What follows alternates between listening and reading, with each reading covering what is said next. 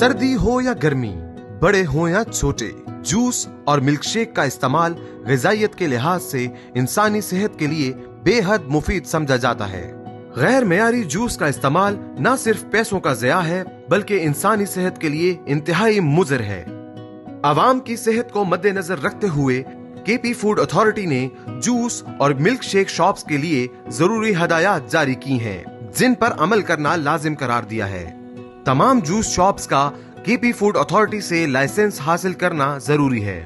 Juice shops के workers सेहतमंद हों और मेडिकल टेस्ट मौका पर मौजूद हो। वर्कर्स का काम के दौरान हेड कवर, मास्क, एप्रन और हाथों पर ग्लव्स पहने हुए हों। काम की जगह साफ हो, मच्छर, मक्खी, कीड़े मकोड़ों से बचाव का सही इंतजाम किया गया हो। दुकान का फर्श साफ सुथरा और बाकायदगी से साफ किया जाता हो। जूस में इस्तेमाल के लिए ताज़ा और साफ पानी मौजूद हो। मिल्क शेक के लिए इस्तेमाल होने वाला दूध एक्सपायर न हो। जूस और मिल्क शेक में इस्तेमाल होने वाले फल ताज़ा हों। मिल्क शेक के लिए सिर्फ दूध इस्तेमाल किया जाए। किसी किस्म के केमिकल्स, CMC और टी वाइटनर का इस्तेमाल सख्ती से मना है।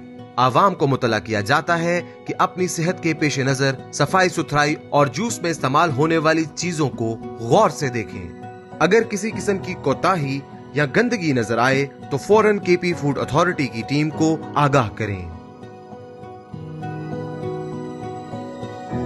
केपी फूड अथॉरिटी का मिशन मियारी खुराक, सेहतमंद आवाम।